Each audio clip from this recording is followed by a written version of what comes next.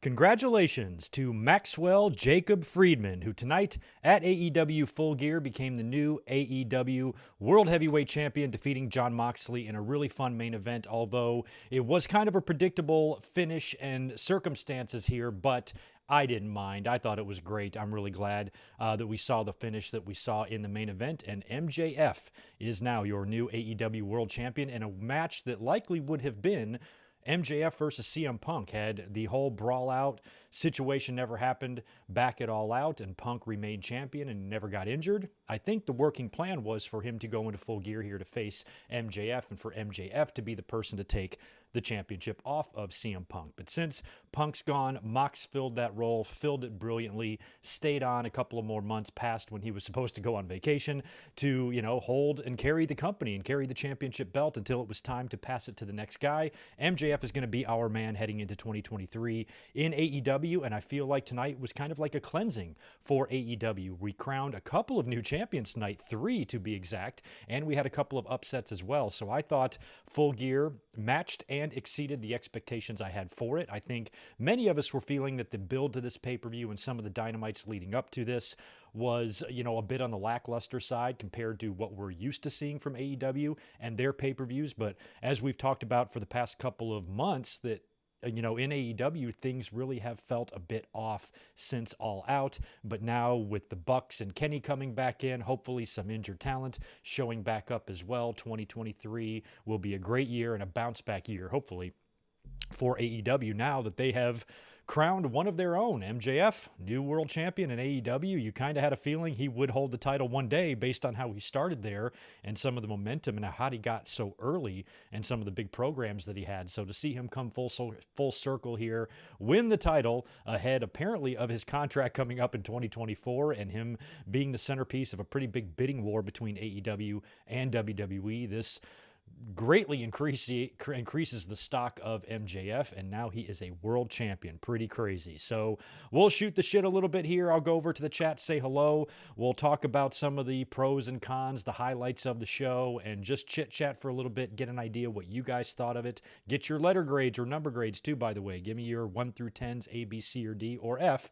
If you gave it that low of a grade, let me know what you thought of the show in the chat there. If you were able to watch it, we'll talk for a little bit, and then we will start running through the results match by match. I gotta say, they got the whole show in 4 hours. I think it was 10 matches, 4 hours. I don't have any problem with that. I know lengths of pay-per-views have been a topic of discussion lately in WWE and AEW, but AEW recently seems to be the ones that have a lot of that chatter because they cram so many matches on the card. But they're not pulling a WCW Halloween Havoc 1998 situation here. They're managing these matches and getting them in within a decent amount of time. So for all the nerds who can't stay awake at the sleepover, they won't get too pissy if the show runs too long. But I thought they filled in 10 matches in a perfect 4 hours nicely. Great night of wrestling. All the matches here were fantastic. I think there might have been 1 or 2 letdowns, which I will talk about, but it was a really well-rounded card. And one of my favorite parts about Full Gears, they had 3 important women's matches on the pay-per-view. That's pretty rare for them. That's an improvement. All 3 of those matches had meaning. They weren't just stuck on the card for filler. They weren't just putting the match on there so they have a women's match. There was a reason to do all 3 of these matches with Nyla and Jade and Britt and Saraya and Tony and Jamie. And I thought all those matches, meant something, which was good. 2 out of the 3 delivered. I thought Saraya and Baker was fantastic. I thought Tony and Storm and Jamie Hayter was a fucking roller coaster. Nyla and Jade, however, was clunky. I think part of it was Jade's unbelievable attire tonight. I think she was wearing like a Thundercats themed ring gear, but with ring gear comes the fear of wardrobe malfunctions, and I felt like she was trying to keep everything in place for most of the match. That was, I think, holding the match back a little bit, but that was one of the only lackluster parts of the show. Otherwise, as a wrestling fan, I was treated to 4 pretty damn good hours here, and it was well worth my $49.99. So even though AEW had a major hiccup at All Out, I am still, overall, this is my 15th pay-per-view that I've purchased from AEW, and I've been happy every single time. So yet to be disappointed. I've been freaked out Of course, last time we were here reviewing a pay-per-view together, we sat here and watched live together CM Punk's comments at the media scrum, and our jaws collectively dropped. It's nice to know that we're not going to have to worry about too much of that tonight, although I do believe they are holding a media scrum. So if any of you guys have an eyeball on that and you want to share with us later on what's being said there, or if any interesting things come out of that, please let us know in the chat. Speaking of the chat, let's go over here, say hello to everybody. If you notice that pinned comment from me, Good Mike Work, Greg Morgan, your boy, after all of these years, has finally decided to start an Instagram account. I started the account yesterday, told you guys about it on Twitter, and I think on YouTube as well. We've got 100 or so plus followers right off the bat there. So the link is right up there in that pinned comment. You guys can go over to Instagram if you're on it. I'm sure you are. And I've never really been on the platform, never used it in my life. Spending the last 24 hours on it, using it kind of seems like Facebook to me. And I hate Facebook, so this will be a nice alternative. So now when I see a lot of you who follow me, I can put faces with names and that type of stuff, where Twitter doesn't really offer you that. So if you are an Instagram person, please head over to my Instagram account at GoodMikeWork1. Also, the link to that is in the description below, and you can shoot me a follow over there. And I've got my push notifications on, and it's been buzzing a lot since the start of this video. So it looks like you guys are going over there and following me.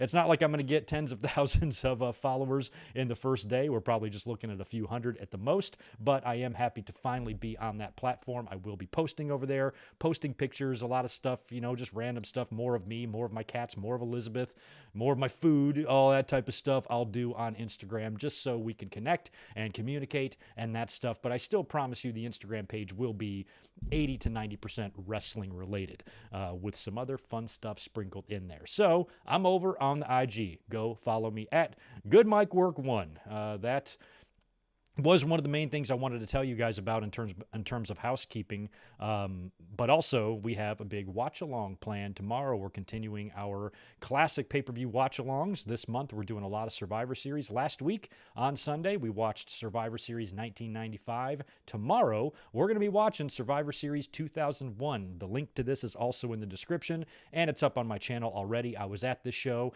and I was right in direct view of the hard cam. So as we watch Survivor Series 2001 tomorrow, you're going to be watching a whole lot of me with hair. So that will be fun. Check us out tomorrow. Link to that, like I said, in the description below. And that's what we have planned for our Sunday evening. Tomorrow night, we'll kick back. We'll watch some Survivor Series. I'll have whatever football game is scheduled for tomorrow night on the TV. We'll toast some cold ones, and we will hang out. So that is what is on tap for tomorrow. Keep that in mind. In the meantime, I would really appreciate the likes. We are on a like campaign on this channel. This channel has never in its history, 12 plus years, been more desperate for likes than it is right now. So please smash that thumbs up button for me. I would really appreciate it. Make sure you subscribe as well. And if you want the support, the channel even further, you can join and become a family member by clicking the join button below, or the link in the description as well. Are you guys tired of me plugging shit? Because I am. But let me go over to the chat. Say hello. Tatanani, Zach Palgett is in the house. WWE Fan 22, Teddy Beer, Gilbert Abalo. We've got Chris Ludecki in the house, or Chris Ludek. I think you did correct me on my pronunciation on that. Victor Cologne, good to see you. Danny Almark, Joshua Aparicio, and Spectra. Nice, good handful of channel members right there, right away. Spectra dropping in a $5 super chat right off the bat. 5 out of 5 show. Only match I wasn't excited for was Nyla and Jade, who delivered. Saraya Britt could have been better, but the story made sense. Fantastic open and mains. Yes, I should have mentioned earlier on the opener between Jungle Boy and Luchasaurus. That cage match was fantastic. I'm kind of opposite in you, though, Spectre, with your opinion there. I actually think Saraya and Britt delivered. Jade and Nyla did not. That's just my personal opinion. I was really concerned and worried about Britt Baker and Saraya, because Saraya's been off for 5 years, but you saw where that extra training comes in with Saraya. I mean, right off the bat, she put a headlock on Britt Baker, and it was just her technique. And I'm like, Saraya applies a headlock better than any other woman in the company. She's been wrestling her whole damn life. She's got that training. She's got the WWE training. She's got big stage experience, and that showed. I was nervous it would go the other way for her. I was worried she would get gassed. She did seem to slow down a little bit there at the end, which you can't blame her for. Even if she's been working out, you can't prepare yourself for how draining the crowd can be. You saw when Saraya came out there, she had a lot of emotion on her face, looking around. She nearly broke down and was overwhelmed just by coming back out there. So that can really take a toll on you. Your adrenaline's running, your blood's pumping, you're already breathing heavy, you're fucking nervous. It's nerve-wracking just to even come back and be in that position of having to wrestle again 5 years later. So the fact that she was slowing down a little bit there near the end, hey, I can't blame her. I wouldn't be able to do any better. And I thought Paige looked great. Saraya looked great. I loved her gear, and I thought her work in the ring was solid. Her and Britt Baker had a fantastic match, and it warmed my heart after the finish. You could clearly see Saraya leaning over and talking to Britt like, yo, thanks, because Britt deserves a lot of credit too. I mean, it's one thing to be the person who's coming back after 5 years, taking 5 years off, getting back in the ring. That's a lot of pressure, but it's also a lot of pressure for whoever that person's opponent is going to be. You are in charge of making sure this person does not get injured again, and you take care of that person while still trying to perform and having a believable match at the same time. And that can't be an easy position to be in, and you only want professionals in that situation. And I thought Britt did a good job. So that match really, to me, exceeded expectations, because I've been nervous about that. I've been nervous for Saraya because I don't know her physical condition. I know that she's been cleared in what she updates us on, but we haven't seen her, hit the ropes, take bumps. We don't know what she's been doing behind the scenes. I was just hoping she'd go out there, she'd perform well, she'd be safe, and she'd come out of the match unscathed and happy, and with the understanding and the feeling, in her body that she's going to be able to continue to do this more. And I feel like we got that out of those two. So I thought Britt and Saraya was really good, to be honest. Deshaun Robinson, hello. Red Raven Rucker is in the house as well. We've got Zane G here as well. Good to see all the channel members, the family members, the Kayfabe brothers, the Shoot brothers. Good to see everybody here. I also want to say hello to David Brown and King Azza. I'm not sure if I got you a minute ago. Thomas Iridia, thank you very much for that super chat drop earlier on. Appreciate that. Best AEW pay-per-view all year. Wow. Well-paced, and I didn't get tired till the tag title match. Not one match was boring, and I am tired of Lethal taking the pin. He is taking a lot of pins. Yeah, the tag title match was probably, along with Nyla and Jade, the other match that I didn't care much about, because I knew that the Acclaimed was not going to lose to Swerve and Our Glory. Swerve and Our Glory has already been champions. They've been teasing dissension basically ever since they formed and got together. The Acclaimed is hot. They're over, even though there was some current concerns about an Anthony Bowens injury. I didn't think switching the titles here was something they were going to do, and this was going to be a match simply for the Acclaimed to win and retain their titles, and would probably be used as a buffer or a filler, and that's exactly what it was used for. Went on second to last, and I barely even watched the match. I did see the finish, and I saw what they did, which we'll talk about later, but once that match started, I got out of my chair, I turned my lights on, started getting my blood moving, opened up a beer, knocked back a 5-hour energy, started getting my microphone turned on, and I was ready to get in stream mode. So I pretty much treated that match like it was buffer, bathroom break, nothing against any of those four guys. It's just a match that, was predictable. And speaking of predictable, I got to hand it to AEW. There was a lot of this card that I felt was predictable. MJF and Mox, Acclaimed and Swerve in Our Glory, Saraya and Britt Baker, and the Elite and Death Triangle. So when AEW threw that swerve at us and that upset, with Death Triangle retaining the titles, I love that. And later on in the show, they announced that this week on Dynamite is going to begin match number 2 of what will now be a best-of-7 series. At least I think. I didn't catch if they have to start the best of 7 on Wednesday, or if that victory tonight counted in the best of 7. I actually don't know the answer to that. Maybe you guys do. But the Death Triangle and the Elite are going to be entering a best of 7 series with the 6 of those guys. It's going to be nuts. Their match tonight was incredible. If we have to see that 7 more times, usually in a best of 7, this shit goes the distance. So we're probably going to get a minimum of 6 more matches out of these guys, and maybe even 7 if they reset the timer there, or the scoreboard on those guys. And shout out to Tony Khan, constantly paying for those music licenses. The Elite coming out to Kansas. Wayward Son, that was pretty awesome. Kind of, I don't know, were there shots at Punk taken in those lyrics? There'll be peace when you are gone. Just saying. Great entrance, chills, goosebumps. I don't even love the Elite that much. I like Kenny. I like the Bucks, but they're not, top of my list or anything like that. I just like them and appreciate their talents. I'm not a super fan or anything, but that entrance, when that light came out, when those lights came on, and the song started and the pyro went off and they're all doing their poses. Holy shit. Great stuff. Loved that. And when they came out to that, I'm like, they're definitely going to win, because if Tony Khan has gone through the trouble to pay for the rights to the song, they're not just going to use it once and then never again. So the fact that they lost, I'm like, well, shit, what does that mean? Kenny's going to go be singles and Bucks are going to be back to being a regular tag team. And then later on in the show, they announced that best of 7. I'm like, okay, cool. So we're guaranteed to at least hear Kansas 6 more times, right? That's good. But very cool stuff there. Loved all of that. But Tomas, I really agree with you on the pacing of the show. That's tough to do, and usually, look, Eric Bischoff throws a lot of shade at Tony Khan, but at least the motherfucker knows how to time out a pay-per-view. What's your excuse, Eric Bischoff? You were in the business way longer than him. How were you constantly fucking shit up on the pay-per-view end of things? And that Halloween Havoc 1998 was one of the biggest blunders of all time. And you're going to sit there and criticize? This guy times out his AEW shows much better than you timed out WCW shows. You know how I know? Because I watched them all, and I know. So that's why. Fuck you, Eric Bischoff. I'm kidding. I like Bischoff. It's just he runs his mouth so much. He gives Tony Khan so much shit that he himself was guilty of. And that's what drives me so crazy about him. It's one thing if you just want to criticize the guy, but it's the pot calling the kettle black with Eric Bischoff 99% of the time whenever he's bitching about Tony Khan. So cool it out. Cool it, Eric Bischoff. And just relax, man. We have Chad Jones in the house. Supernatural. Queasy is here as well. Victor Colon, not sure if I got you either. Zach, member for 4 months now. Damn, we've been doing the memberships for 4 months. Great show. Glad to be in the chat with y'all. Glad you're here too.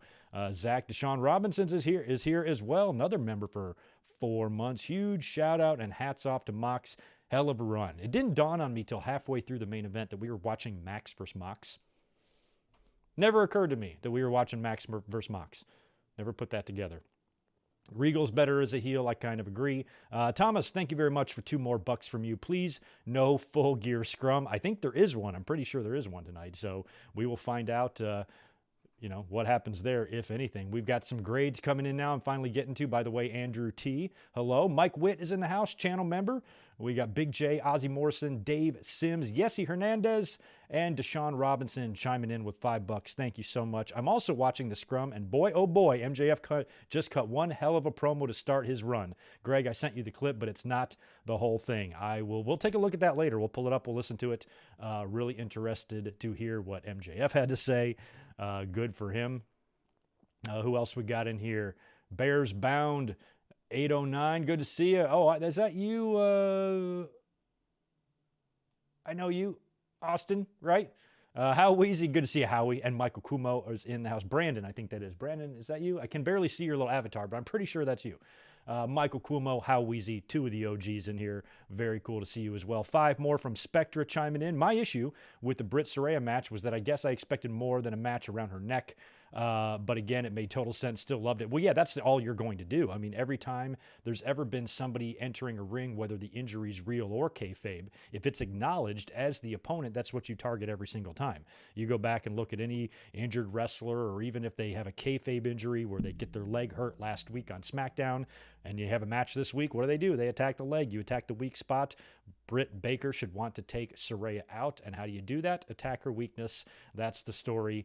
And I don't think every match is going to be like that, but your first match back when you've been out for 5 years because of your neck, that has to be the story of the match. You know what I mean? So I think if they keep telling that story every time, it might get a little bit old, but just, always have the neck thing be in the back of Saraya's mind, the opponent's mind, the announcer's mind, but maybe don't have to make it the focal point of every match. But I think you had to make it a focal point of this one, considering, the whole story there. Zach, good to see all them sweet-ass emojis. We got Ahmed Abdillah in the house as well. Anybody else that I'm missing here? 39. Mizra, Betrayal of the Year. Zane G, good to see you. SummerSlam 23 for Detroit. I have seen that. We are way past... Oh, to SummerSlam 2023. I was like, we were way higher than 23 SummerSlams. Yeah, I did hear that Detroit is the front runner for SummerSlam in 2023. That's great for them. I would think it would have to be at Ford Field, the site of WrestleMania 23. I don't think Comerica Park, I mean, you could do outdoors, but why would you when you have Ford Field right there? Why take the chance with the rain? And if they move indoors, Little Caesars, then you're back into a normal-sized basketball arena, and I think they've been running stadium shows for that. So it's probably going to be Ford Field. Maybe I'll make my way back to Motown and come up there for SummerSlam. I don't think I'm going to be able to make that because I'm going to WrestleMania. And King has a Big J, got all you guys as well, so that should do it for the pleasantries. Like I said, please do me a favor and smash that thumbs up button. I would greatly appreciate it, and we'll start getting into the results of the show here in just one second. Yeah, a lot of options on YouTube tonight, so don't know what kind of audience we're going to have, but we got stuff to get into because this was a loaded card. Like I said, 10 matches on the main card, and I think we had 3 on the 0 hour, which I saw most of the 0 hour, but not all of it. I was kind of in and out that first hour there. But why don't we start with AEW Full Gear 2022 from the Prudential Center in Newark, New Jersey. We're going to start with the 0 hour show, or the pre-show. I watched that on YouTube before heading over to BR Live, is where I purchase my pay-per-views from. I know a lot of people use Fight TV. I've used BR Live for every AEW pay-per-view I have purchased, and I've never had any issues, so that's how I bought the show tonight. But on the 0 hour show, had a really interesting 10-man tag to open things up. Best Friends taking on the Factory, and they were joined late in the match, the Best Friends were, by the evil Danhausen, this evil, no-nonsense, I'm going to kick the shit out of you, Danhausen, which I really like. He hit the ring, made quick work of everybody, and got the win for the Factory. I think he punched and pinned Nick Camarado. Is that who he got for the finish there? So that was pretty interesting, and I like that. I like that they're kind of changing Danhausen up. He was such a fucking goofball and a comedy act before, but they are showing that he can wrestle. He was throwing some really smooth-looking German suplexes in the ring, had some good-looking offense, and, maybe some of his friendship with Hook is rubbing off on him.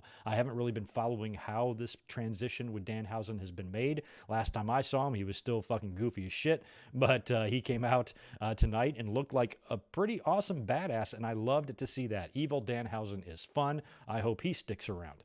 We also had that Eliminator match with Ricky Starks taking on Brian Cage. This was a good one as well. I thought for sure Starks would have to catch Cage with a quick roll-up or something like that to get the win here, but it was a competitive match. Starks took everything Cage could throw at him, and Cage has been really good in the ring. And Ricky Starks, incidentally, last night on Rampage did wind up winning that match over Lance Archer to earn this opportunity to face Cage, and he wound up beating him clean. I kind of thought it was going to be a quick roll-up followed by a post-match beatdown. It was not. Ricky Starks beat him clean as a baby's ass with the Rochambeau, and he'll be heading to Dynamite to face Ethan Page in the finals of that Eliminator tournament. And now that we saw what happened in the main event, I fully expect Starks to beat Ethan Page, although Page could potentially make an opponent for MJF since they did mix it up a little bit on Dynamite last week. But now that MJF is a heel and he's turned and he's joined with Regal, I don't know. Maybe he's going to be cool with the firm again. I don't know what's going on there, but I feel like Ricky Starks would be an excellent guy for MJF to work with first. Give him a banger match. MJF obviously is going to beat him. He's not going to drop the title to Ricky Starks in his first defense. That's not happening, but it will give Ricky a nice little taste of a title match, of a main event scene, a main event stage, a main event spotlight, and him and MJF could have a fucking hell of a feud. This could just be a little taste of what they could do down the road, because this is probably just going to be a one-off match since Ricky is earning the right to face MJF. They might do a couple of them, but I think it'll probably be just one. But it could definitely be a match they could revisit down the line. If Ricky Starks takes MJF to the limit, MJF wins, retains, but by the skin of his teeth, Ricky Starks gets over in the process. The old Chris Benoit, Kurt Angle Royal Rumble 2003 match that I always talk about, with Benoit losing, got the standing O at the end of the match, and then 1 year later he's heading into WrestleMania to win the title. So when you have those type of performances in the losing effort, that can really increase your stock in the company, get fans to take even more notice of you, along with your promoter. You build more heat. You have a hot 2023. Maybe you give Ricky Starks the TNT title in 2023. And then a year or so from now, you pull the trigger on a world title run, and you probably even revisit MJF and Ricky Starks somewhere down the line, with Starks getting that win back from him, whether it's for a title or not for a title. I think it's something you can do next year, and I would love for AEW to be really careful and not to squander this great opportunity that I think they have here with Ricky Starks. I think he's a star. He's got all the tools. His only issue is his size, but as we've seen, that usually doesn't stop people very often. MJF just won the title tonight.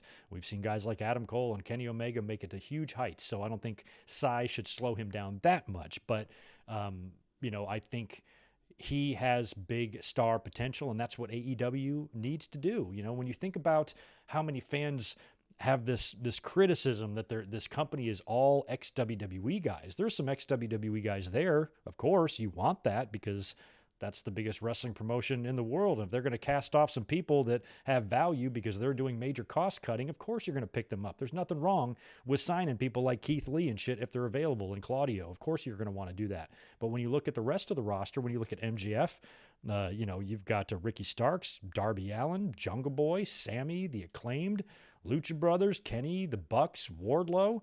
There's a ton of non-WWE star potential on this roster. It's there, and a lot of it's homegrown. You got Britt Baker, as well. You've got Jade Cargill. You have a lot of talent there that has really become known and made name for themselves in AEW, not WWE. And I think it's a really good balance, a lot better balance than what WCW had. You rewind the clock back to 94 and 95, it was basically like they just took the 1980s WWE roster and are parading it out there on Nitro, where in AEW, I think there's a much better balance. I know in the fans' program minds, it's really easy to say all they do is sign ex-WWE guys, but is that really true? Take a look at some of their core talent that's never done anything in WWE aside from being an extra there, or maybe passing through NXT for 2.5 days. I'm talking about like a full-on contract, being on TV, being on pay-per-views, shit like that. There's a ton of people in AEW that don't have any of that WWE experience that are getting over on their own, and I think Ricky Starks is one of those guys. So tread carefully with him. Don't fuck nothing up. Don't make any missteps. If he does win the TNT title next year, don't team him up with Samoa Joe. Keep him running, keep him building momentum, and allow him the ability to speak and connect, because that's where a lot of his value is, because he can talk, he has charisma, he's got all of that. So I think managed properly, Ricky Starks can be a huge star in the future, and I am rooting for him. The third match we got on the 0 hour was Eddie Kingston taking on Jun Akiyama. Now, I didn't see Rampage last night. Something went on with Eddie Kingston last night. I think he was in a match with Takeshita, who was also signed with AEW, so that's fantastic. You think about somebody like him, too, Takeshita and Bandito. You can add those names to the list that I think have very, very big potential and upsides to them. So Eddie, I did kind of see whatever promo he cut last night on Rampage, where he wanted to have this match. He asked Tony Khan to book one more match for the 0 hour, and he wanted to face Jun Akiyama, and he said he's going to make Giant Baba and Ricky Dozan proud, and he's going to go out there and have this match that he really, really wants. Seemed really, really emotional about it. The pre-match interview with Renee, focused, not the wild, crazy Eddie that we're used to. He gets in the ring. Of course, these are two virtual legends of two, very different parts of the world, but they are just beating the shit out of each other. Good Japanese style match, slaps and suplexes and shit like that. Eddie Kingston, in the end, gets the win. I think he hits at least one of his finishers. He might have hit a second one to put down Akiyama. But after the match, too, very emotional Eddie. A lot of respect, down on his knees, looked to be eternally grateful for the opportunity and the privilege of being in the ring. Just the utmost respect coming out of Eddie. I'd love to see that. And then he got on the mic as the 0 hour is closing and basically tries to sell the crowd on the pay-per-view in the last couple of minutes. Said, hey, it's, 7:53 and 58 seconds, go order the fucking show, or whatever he said. And he starts putting over some of the matches individually, and then he immediately says, they're telling me I gotta go, and he throws the mic down and leaves. They were basically like, cut it off, and he got out of there. But that was a great and fun performance by Eddie, and he had a good time on the mic and did his best to promote and put over the show before we headed into pay-per-view. It was a pretty fun 0 hour, I gotta say. Had stuff happening, and there was lots happening on that. Then we move on to the main card, and the show opened up with the cage match. Luchasaurus taking on Jungle Boy Jack Perry, and tonight Jungle Boy became a Jungle Man because He was busted open early in this encounter. Christian, of course, was out there backing up Luchasaurus. And I like AEW cage matches because they do feel different than WWE cage matches. And that's one thing I always worried about when you have two wrestling promotions. I'm like, just don't try to be a carbon copy of what the other one is doing, and have elements, even if they're small, that are different, that provide you an alternative. And it's something different that for your eyes to look at that you're not so used to. And I like the height of the cage. I like the door, the big oversized door their cages have. And most of all, I like that they don't have the rule where you escape the cage to win. It's pinfall or submission only in the ring. I like that better. They feel a little bit brutal, and they just have a different look and vibe to them than WWE cage matches do. They just seem so cookie cutter to me. And I think AEW's only had about 4 or 5 cage matches total, but all of them have been pretty good. With the best one has to be that Bucks and Lucha Brothers match from last year. But this was a pretty good one, and it went long, too. Jungle Boy busted open early in this match. Now, Jungle Boy also had his family at ringside there, and when I was predicting this yesterday, I'm pretty sure I got this one wrong. I think I predicted Luchasaurus to win. I was still kind of thinking that Christian would get involved because at some point we have to do the payoff with Jungle Boy and Christian, and even when Christian came out there, it seemed like the brace on his arm was obnoxiously big.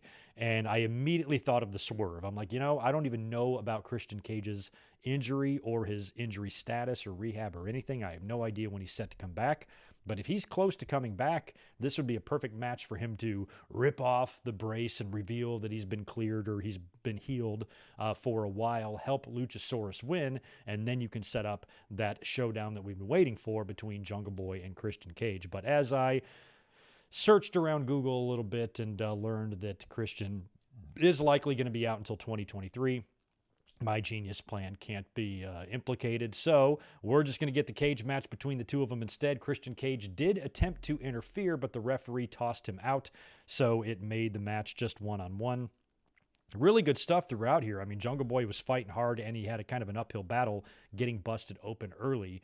Really good spot from the top of the cage. They've got a table in there. He lays Luchasaurus on the table, climbs all the way up to this oversized cage that's quite tall, gets all the way up there, and does a big top of the cage elbow drop to Luchasaurus through the table. Nearly botched. They saved it. The table did break. He didn't land completely on Luchasaurus. He basically landed just with his elbow, and the strength of the elbow and the force of the elbow coming down was enough to crack the table and for it to break underneath Luchasaurus. But Jungle Boy didn't completely land on top of Luchasaurus, but it still looked really good. Right after that, he locks Luchasaurus in the snare trap, and Lucha taps out. So Jungle Boy, like I said, became a Jungle Man. Hard-fought effort. He fought his ass off.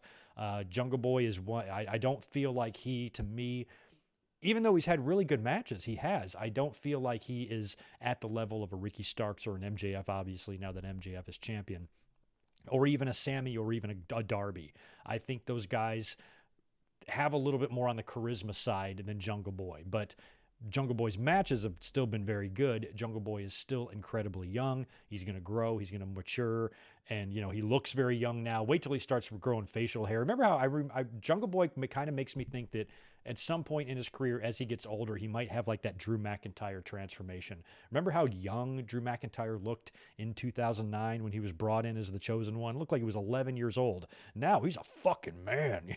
It's like if you just look up man in the dictionary, there's a picture of Drew fucking McIntyre, shirtless. So I feel like Jungle Boy, as time goes on, he's going to mature. He's going to fill out.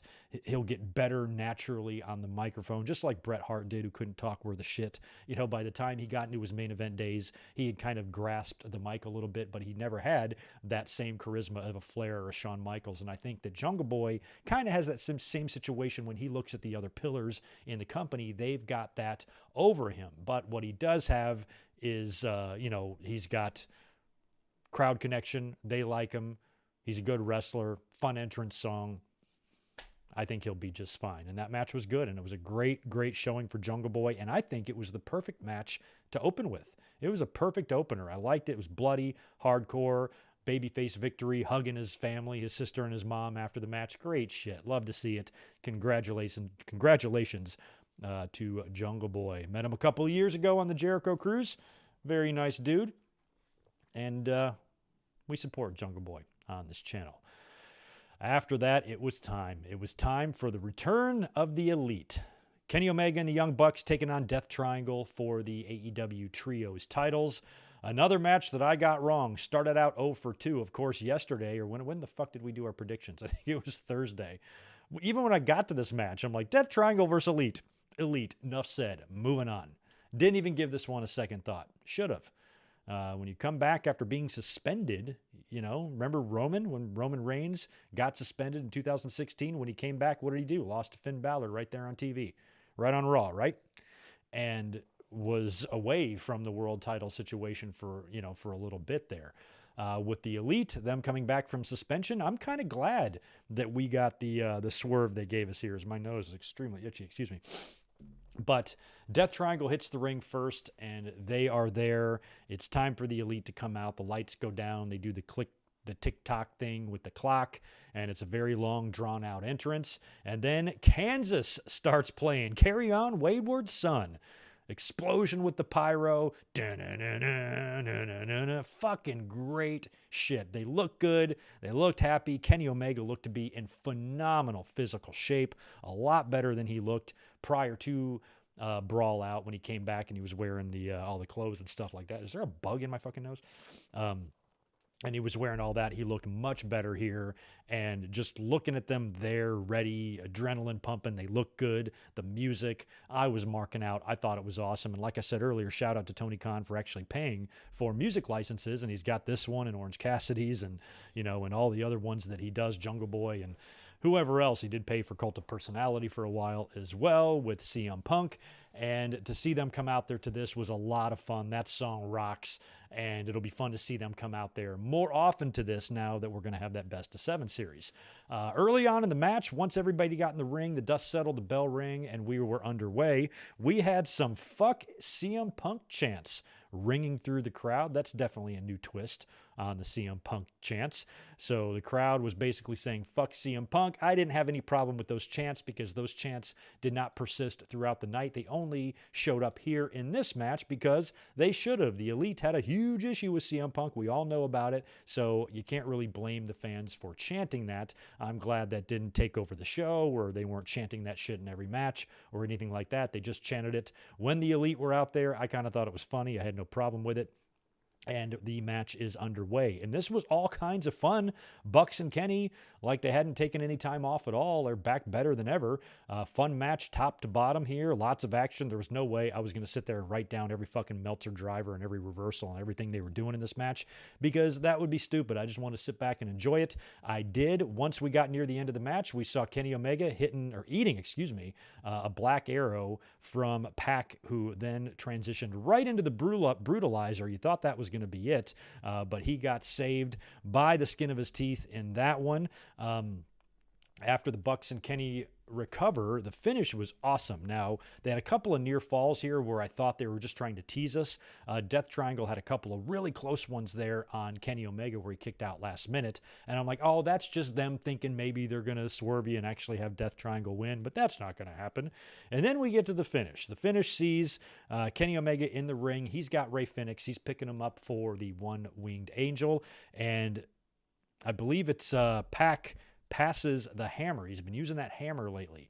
As Kenny is like lifting up Rey Fenix, Pac gives him the hammer, and as he's in one-winged angel position and he's coming down, he whacks Kenny Omega on the top of the head with the hammer and then kind of rolls him up victory roll style and pins Kenny Omega for the win, and the Death Triangle retain the Trios Championships. That's awesome. I loved that. I love that they threw us a curveball. Everybody was just expecting for the Elite to win and to pick up where they left off prior to the whole fight at All Out. But instead, AEW decided to have fun with it, and later on in the night, as we talked about earlier, they announced that there's now going to be a best of 7 series between these two teams, with another match taking place this week on Dynamite on their Thanksgiving show. By the way, happy early Thanksgiving to everybody here in the States. That's coming up on Thursday. So I like that. I like that the Death Triangle retained here. I didn't see it coming. And when you look at a lot of these matches, you look at this one, Jade Cargill and Nyla Rose, Britt and Saraya, the main event, Acclaimed and Swerve in Our Glory, and even, maybe the Ring of Honor title match to a degree. A lot of those had some predictability to them. So I'm glad that AEW changed a couple of things up, and what the outcome that many were expecting, they didn't do. I like it when they do that, and I'm sure the Elite will bounce back just fine. And when all is said and done here, they will surface as the trios champions. I fully believe that. And then hopefully we can start getting some nice title defenses, because these two teams are going to monopolize those championships for the next several weeks now. At least until the end of the year, right? Like, how long, if they do one a week, that's if they do one a week and we get to 7. That might be like whatever New Year's Day show they're going to have, or whatever the calendar is. I don't even know what day of the week New Year's Day falls on this year, but maybe they're saving the finale for that. I don't know. They're not going to have time to get them all done before winter is coming. So we shall see what they do. After the Death Triangle and the Elite, we had Jade Cargill taking on Nyla Rose. Of course, Nyla Rose has been walking around with the physical TBS championship that she stole from Jade Cargill, and she's been calling herself the champ, and she's been trolling Jade. She's been very entertaining. She makes her way to the ring first in a lowrider with Vicky Guerrero, who's wearing an I'm Your Mammy t-shirt, the very same shirt that Rhea Ripley wears on Raw. I think the only difference is, I think on the back of Rhea Ripley, she's got Rhea Ripley shit, and I didn't see anything on the back of Vicky Guerrero's, but it's possible that Vicky went up to Buddy Murphy or Buddy Matthews and said, yo, you got any of your girls' shirts on you? Can I borrow one? So that was pretty funny. So maybe whatever Rhea Ripley is whispering into Dominic's ear is relayed to him through Buddy from Vicky. Like Vicky says, Buddy, tell your girl to tell this to Dominic, since I'm his mom anyway, or his stepmom, and I'm the one pulling the strings. That would be some nice cross promotion there. You never know. But seeing them come out in the lowrider was a lot of fun. Jade Cargill made her entrance next. I don't know how the universe even made a woman like this. She's just insane, my God. This time, her themed gear, because apparently she does do themed gear for each pay-per-view. This was a Thundercats vibe. Now, I did watch Thundercats as a kid. I don't know who she was supposed to be. I don't remember the characters. The only one I remember is Lion-O, maybe. Am I right on that? Lion-L or Lion-O? Probably Lion-O. I don't know. I think that's who she might have been, but I don't know. Maybe she was the girl. I know there was a girl Thundercat. I don't know. I was just a little kid, and that was like 40 years ago, but I did watch Thundercats. I thought Jade looked great. However, it felt like the match was clunky, sloppy a little bit, and I think part of that was because Jade was making sure and trying to prevent a wardrobe malfunction. Can't have a Wardlow malfunction. She was trying to prevent that a couple of times, and she might have gotten hurt too. She did take a spot on the steel steps, I think, on the outside that looked a little bit rough. So maybe, she just got her bell rang a little bit, but it wasn't a very smooth match. But it wasn't horrible either. Nyla put up a good fight. I'd like to see Jade in there with some stronger women, because it's going to be fun when she gets really tested. So since Nyla is big and strong and a former AEW champion, women's champion already, she's probably Jade's biggest test to date, but unfortunately the match just didn't deliver for me. I wanted it to, I really did, but it just felt a bit off. In the end, Jade Cargill was able to hit her pump kick and into her finish for the win, and not only retains, but regains possession of the actual belt. And it looks like that whole situation now is done. Jade remains undefeated. She remains the AEW champion. The TBS champion. At what point do you have to start thinking of, number one, taking the belt off of her, or giving her a world title match? Giving her a world title shot is something that I think you should think about with Jade, just like you should have thought about it maybe even with Wardlow, but he's no longer TNT champion. So Jade retains and regains. It's not often you do both of those at the same time, but she's able to retain and regain the TBS championship. And if anybody follows Jade Cargill on Twitter, I am blocked by her, and I don't like that, because I like Jade Cargill. I didn't mean to get blocked at by her, and I didn't say anything that bad about her. So if you want to tag her and tell her to unblock me, say, Good Mike Works a fan.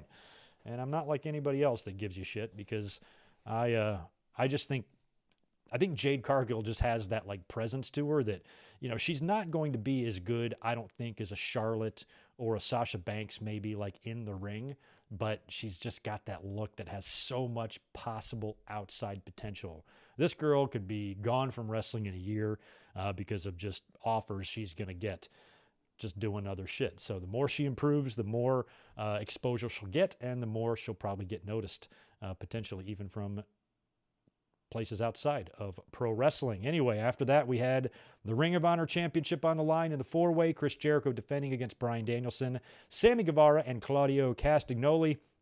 Not a big surprise here. We predicted Jericho in the predictions because this didn't feel like a match where you would do a title change in this situation. Jericho is the Ring of Honor champion right now. It feels like he's going to be the guy that's going to be champion when they launch either their streaming deal or their weekly TV or whatever the hell it's going to be. I feel like they want him champion going into that. And I've kind of felt like ever since he beat Claudio, that Claudio was going to beat him back. We talked about that after Claudio won. I said, you know what? I wouldn't be surprised at all if Claudio winds up winning that title back from him. And I didn't see Claudio winning here. We did see Claudio tap out Jericho on Wednesday with the baseball bat. That could be some foreshadowing that Claudio has Jericho's number and he should beat him in the future. But here, even Danielson, I'd love to see Danielson win the Ring of Honor title as well, but he's just has felt irrelevant. And that sucks, man. He should not be irrelevant. He should be a major part of that company, and he's just not. So I didn't see him winning here either. And Sammy Guevara, I thought the dynamic with him and Jericho would be fun because Jericho's been telling him, if you're going to lay down for me and all that shit. And he knew Sammy wasn't going to have any of that. So I still thought the match was going to be fun, but I wasn't expecting any sort of major title change here. And we didn't see one, but the match was good.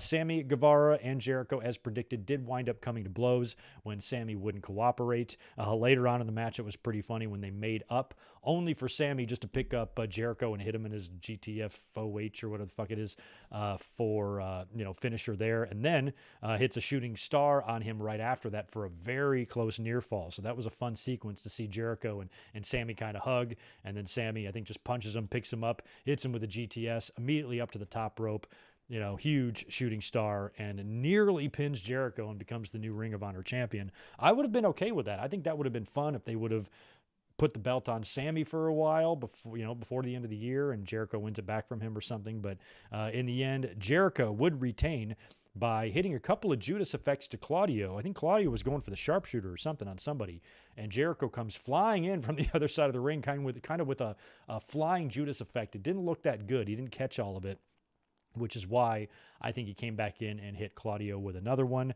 which was enough to get the pin, and Chris Jericho retains the Ring of Honor title, and he lives to fight another day. And like I said, I think it's going to be Claudio that will wind up taking that belt back off of him. It would be cool to see Daniel Garcia and all of that. I'm sure we can get there, but I think Claudio or Danielson really needs to take that belt from Jericho, at least in the early days of Ring of Honor as they relaunch, get them going with some names, people, that everyone knows, and then maybe start moving your belt around to your Wheeler Yutas and your Daniel Garcias and stuff like that. That would be my advice there, but we'll see what they do once Ring of Honor gets going. Jericho, incidentally, later on backstage cut a promo or had an interview where I believe I walked into the room as he was talking. I got up for a minute, came back, and it sounded like he was accepting a challenge from Tomohiro Ishii. So that'll be happening on Wednesday, I think. I didn't know if Ishii challenged him or he challenged, or it was the other way around, but I guess he wants a shot at the Ring of Honor title, and that was Jericho saying, okay, you're on, and talked about the history the two of them had going way back to the early 90s when Ishii used to carry Jericho's bags and shit like that. So they've got a history, and that'll be an interesting match, I think. I don't think it's going to be a 5-star masterpiece between, 65-year-old Jericho and big, thick Ishii, but we'll see what winds up happening with them. Should be fun. Dynamite looks pretty stacked already for Wednesday. After that, it was time for Britt Baker and Saraya. This one I've been looking forward to because last week on TV, on Dynamite, we kind of saw Britt Baker cut a babyface promo. She came off very babyface-ish and all of that. And with the way Saraya was kind of behaving on social media And on TV, it was kind of half turning her heel.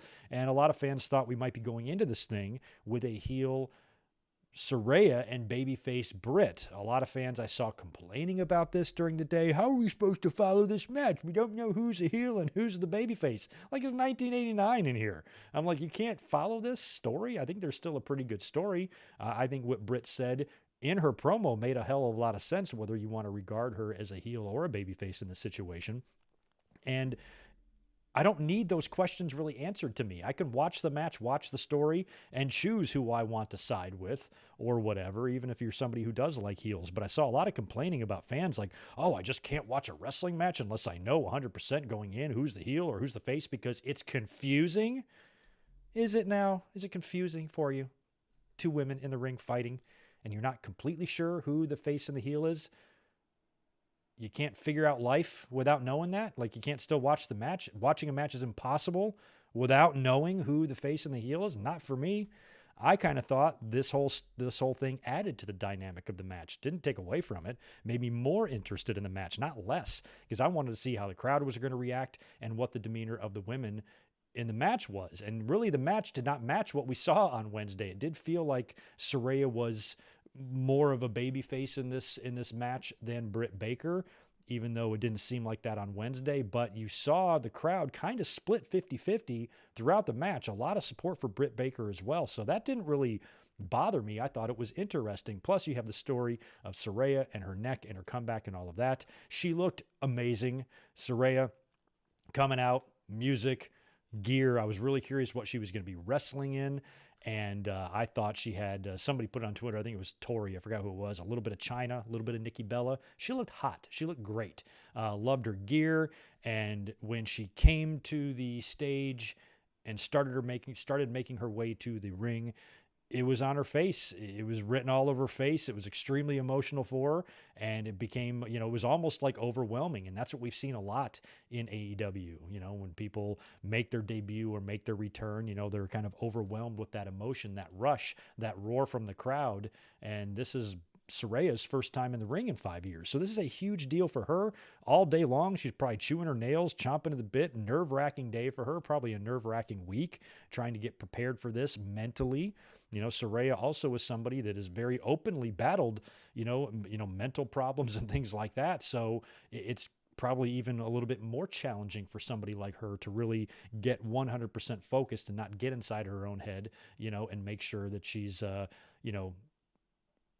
focused in the right way. And so I think it probably put a lot of pressure on her. So coming into this, all week long, it's just got to be a lot of pressure. So you got to do whatever you can to relieve that pressure. Hopefully Britt and her are like, oh, girl, don't worry about it. We're going to go out there. We're going to kill it. But, it's easy to say that. You still have, a neck problem that kept you out of the ring for 5 years. You've been told you're cleared, but you've also been told, take it easy. Don't get yourself whiplash and, don't do any hardy swantons from the top of a ladder through a table or anything like that. But otherwise, you should be good to rock and roll.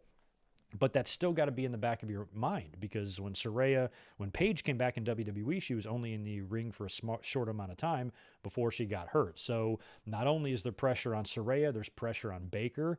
I don't know about you guys, but I wouldn't want to be the opponent of somebody that's getting back in the ring for the first time in 5 years.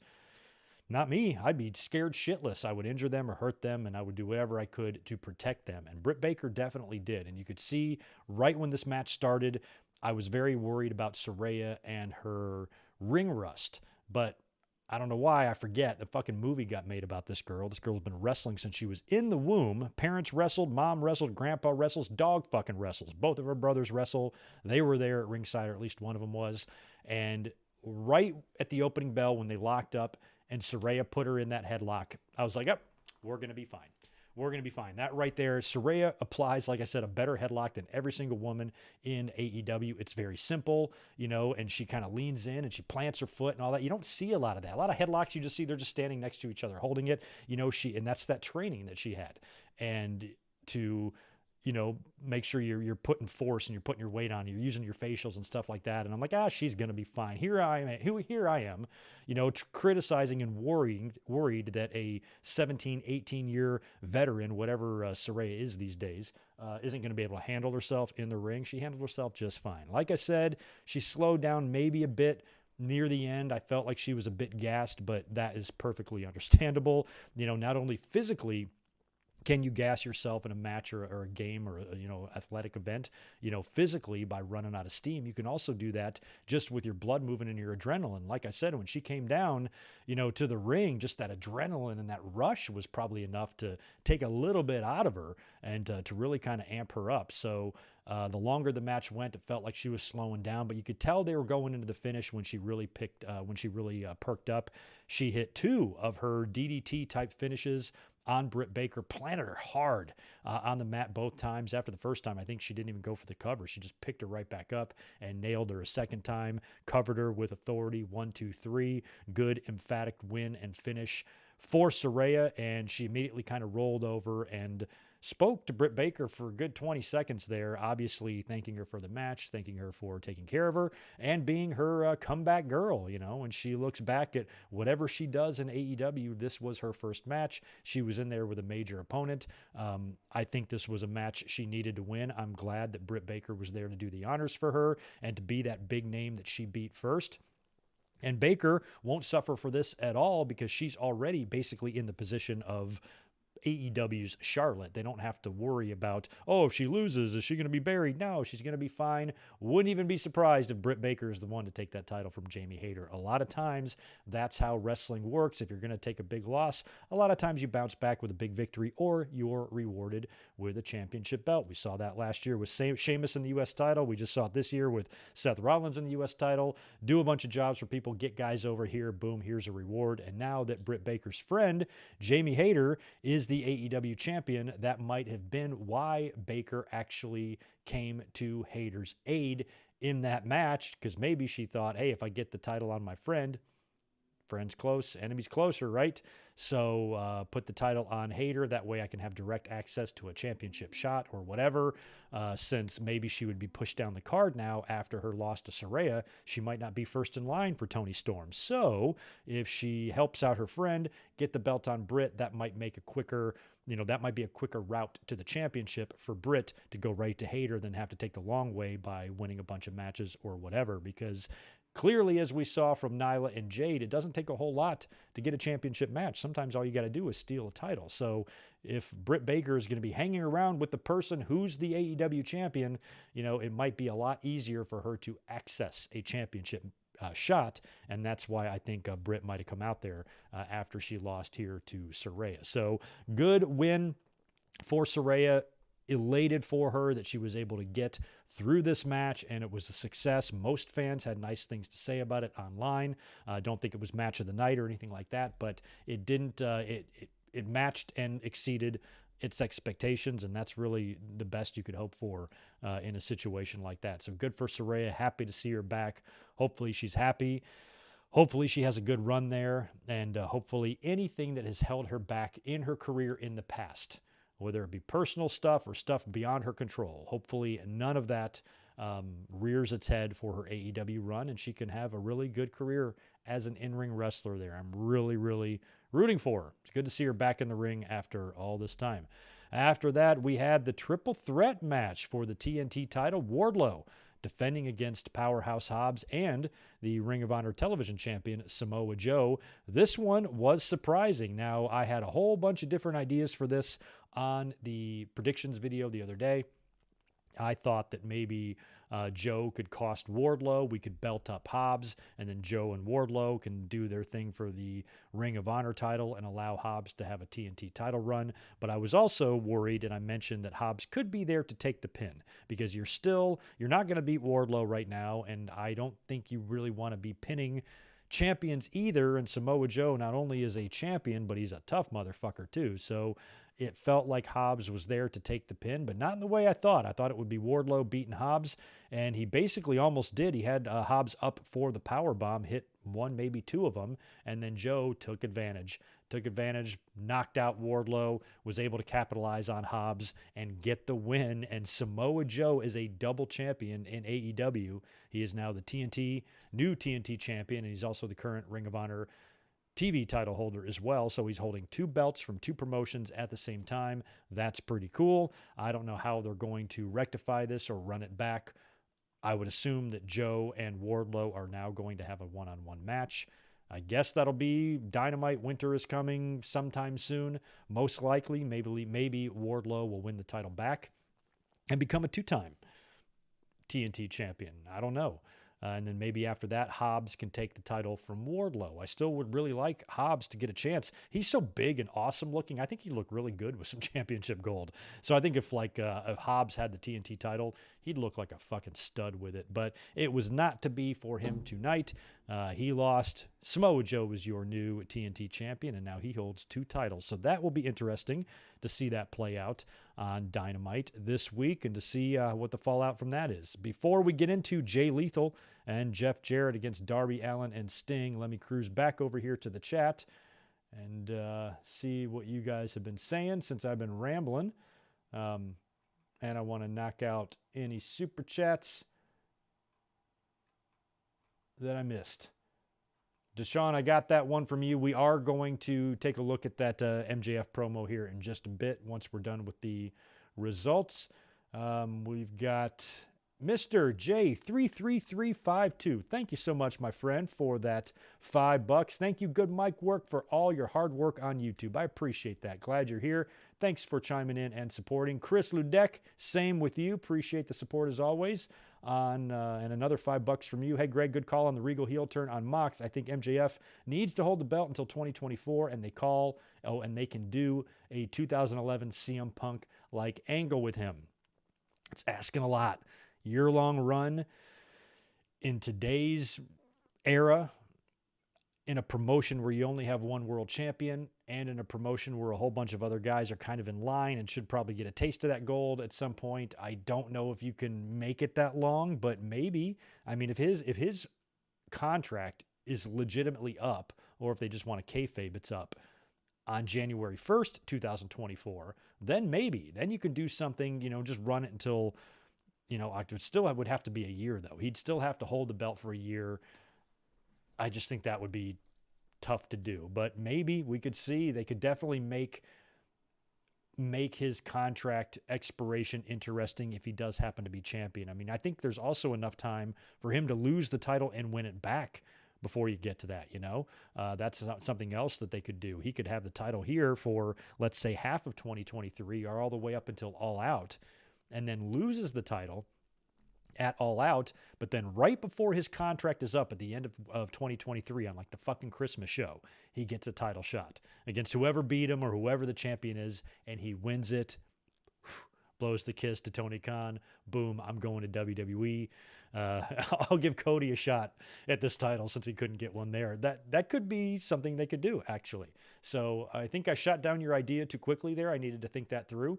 I think you could do a version of what you're saying, but you don't necessarily have to have MJF hold the title this whole time. He could drop it and then win it on that final match, kind of like how CM Punk did back in 2011. Good idea. We'll see if they do something like that and rehash a pretty successful angle. Spectre, 2 more bucks from you. Appreciate that. The singer of Fozzy looks just like Jericho.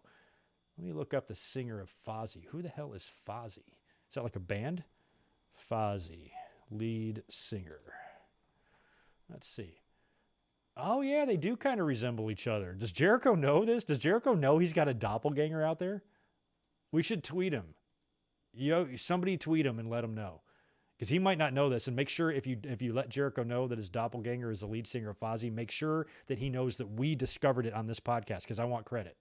I want credit for that. Yeah, give him a tweet. Let him know. Dwayne Phillips, appreciate that $2 from you as well, my friend. Good to see you in here. Alan Barkley, the elite entrance was a thing of beauty, as well as seeing Saraya return to the ring as well. Congratulations to MJF on winning the world title. Dude, I echo everything you said. I feel the exact same way about a lot of that. All right, let's get back to the Turbo Onion. That's a cool name. Good morning to you too. Destiny, good to see you.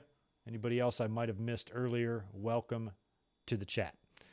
All right, yeah, not much of an audience tonight, but I'm really glad you guys are here because you guys are the best. Let's get on with the results here. Where do we leave off? Oh, yeah, tag team matches up next. Jay Lethal and JARRETT, that's Double J, Jeff Jarrett, taking on Sting and Darby Allin. This was a pretty fun match, more fun than I thought. Jeff Jarrett looked to be in phenomenal shape. Coming out to the ring like that. I'm like, man, he really has aged well. How about this guy having a match with Sting and Ric Flair just within the last couple of months? I did hear there's some rumblings about Sting maybe kind of being close to being done, in the ring and stuff, and that would have been crazy. Could you imagine if Jeff Jarrett had the last match of Sting and Ric Flair? That would be nuts. So he comes out there to his TNA theme. We get Sting and Darby Allin's entrance next. Starts off with a body bag on the ramp that looks like there's a body in it. So Jay Lethal is like, let's go check it out. Let's go check out the body bag. So they start making their way up to the ramp to check out the body bag. And that's when Darby Allin's music hits and he comes out with the skateboard. But they kind of did a camera botch here because he's coming down the ramp with the skateboard, but behind Jarrett, who is still in the ring, Sting appears. So he comes over the barricade or something. He gets in the ring and he's standing there, but they didn't really need to reveal that right yet. They needed to stay with Darby because he took out Jay Lethal with the skateboard. And the camera cut away from that to the ring, but then you can hear the bump. You can hear whatever Darby is doing. I don't know if they showed a replay of this or not. I didn't see one, but you could hear whatever Darby did to Jay Lethal with a skateboard. You could hear it and the crowd reacted to it, but the camera had already cut to the Sting reveal behind Jarrett, but I think the camera was way too early, about 10 seconds too early on that. So Sting was just behind Jarrett. He attacked him and the match was underway. So they're brawling everywhere. They're through the fans at one point, and then they find themselves back near the stage and the ramp. And Darby Allin gets on a big ladder on the stage, and he tries to coffin drop Satnam Singh, which Excalibur said was 25 feet. I think it was more like 12 or 13, but it was way high up there. And he went to coffin drop Satnam in basically the world's biggest trust fall. He had to fall backwards and hope that this fucker caught him, because if not, he's just going to land flat back bump from that height right on the concrete. So he tries to coffin drop Singh. Singh catches Darby, lifts him up like he's nothing, carries him around and just tosses him and spins him up in the air. And Darby hits the mat and bounces, or not the mat, but the rampway, and he bounces off that. That was a pretty good spot. They wound up hitting Satnam Singh, found himself in the ring, I guess, at one point, and Sting got a hold of him. Sting actually got Singh in Scorpion death drop position, and I was worried about Sting too. He's an old man. He's basically trying to hold this big guy up there, and he tells Darby, go to the top, and Darby goes to the top, and there you basically get a coffin drop, Scorpion death drop combo on to Satnam Singh, which looked really fun. So that was good. And then the finish saw Sting catching a lethal injection into a Scorpion deathlock, but Scorpion death drop. Didn't quite get all of it. If it would have been timed better, that would have been a great looking spot. But after Sting kind of hits a half-ass Scorpion death drop on Lethal, Darby goes right to the top. Boom. Coffin drop to Lethal, and Lethal eats another pin and loses this match. I think in my predictions, I picked Lethal and Jarrett. I did, because Jarrett just came in. I'm like, oh, he'll probably win his first time out or whatever, and he's starting this outlaw deal with this faction or whatnot. But instead, we saw the babyfaces win. I'm never going to complain about a Sting and Darby Allin victory. They've been together quite a long time now, and I've enjoyed their pairing. Every time they've been out there in any sort of situation, it's been an entertaining match, and Darby is, just fucking nuts, and he's Darby, and I thought the whole thing was better than expected. I thought this might be one of the weaker matches on the show, but how can it be weak when you got Darby Allin in there? You know what I mean? So that was pretty fun. Next up was an absolute roller coaster of a wrestling match between Toni Storm and Jamie Hayter. Toni Storm, of course, is defending the AEW Interim Championship here against Jamie Hayter, and I had a whole bunch to say about this match in the predictions.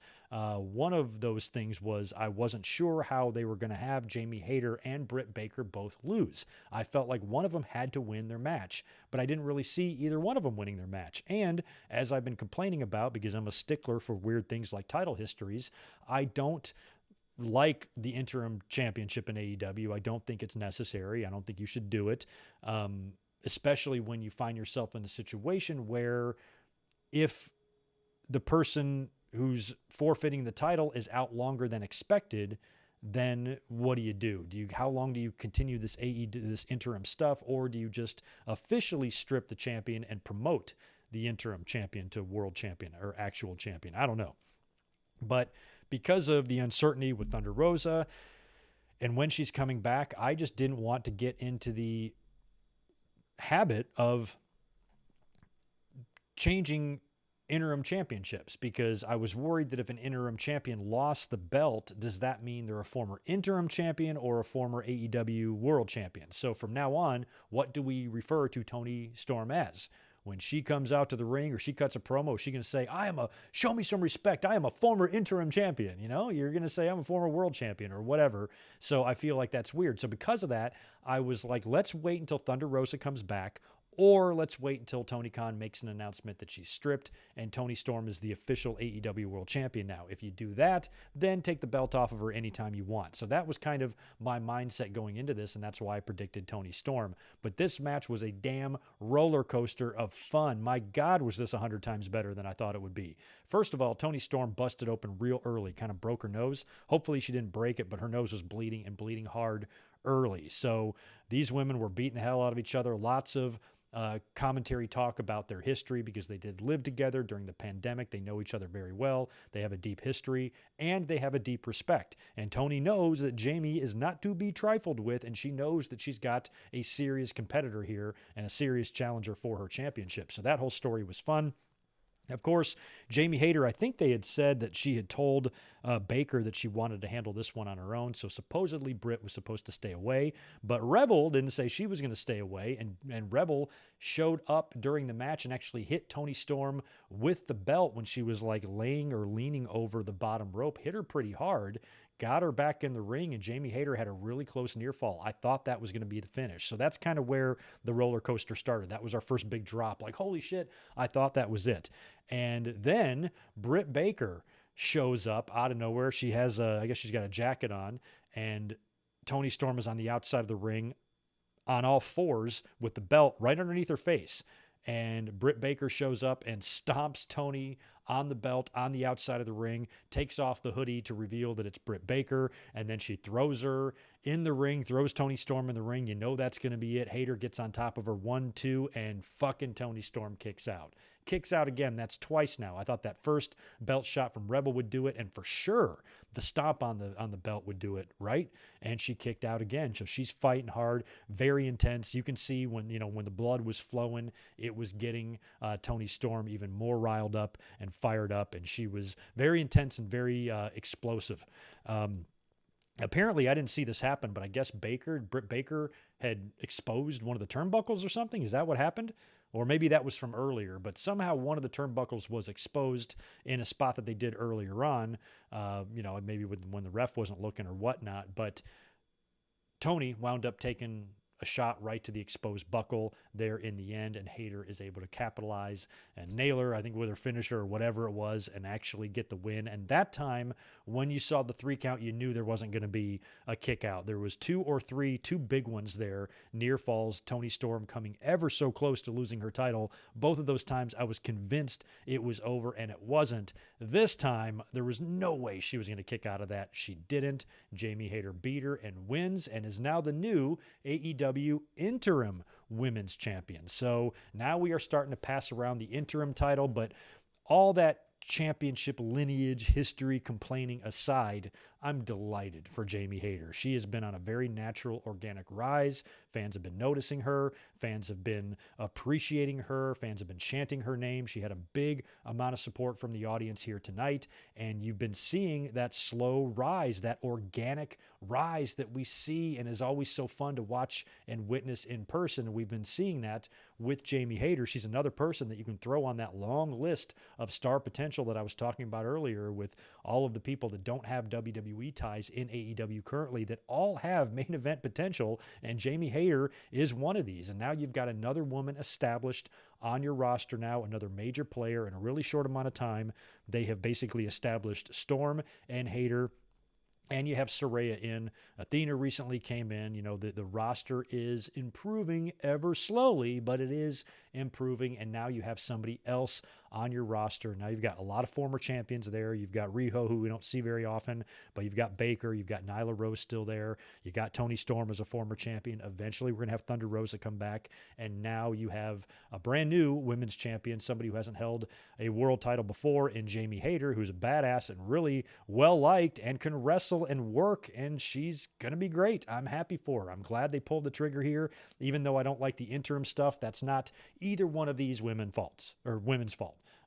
They have nothing to do with that. They are just going out there fighting, doing their best. What I care about in terms of how you classify a world title or an interim title, at the end of the day, is kind of meaningless. Here in this match, seeing Hayter win, I'm glad that I wasn't booking this. I'm glad that I didn't let myself worry too much. Oh, I don't want to change the interim title. Let's not do it here and miss an opportunity like they missed with the Acclaimed at All Out. So I was happy with the outcome here. And like I said earlier, now it adds that interesting dynamic with Britt Baker. Toni Storm isn't going to be done either. Now, provided she doesn't have a busted snout and she's not going to be missing some time, you would imagine that it took a couple of belt shots and it took interference from two of Jamie Hayter's friends and weapons to get it done.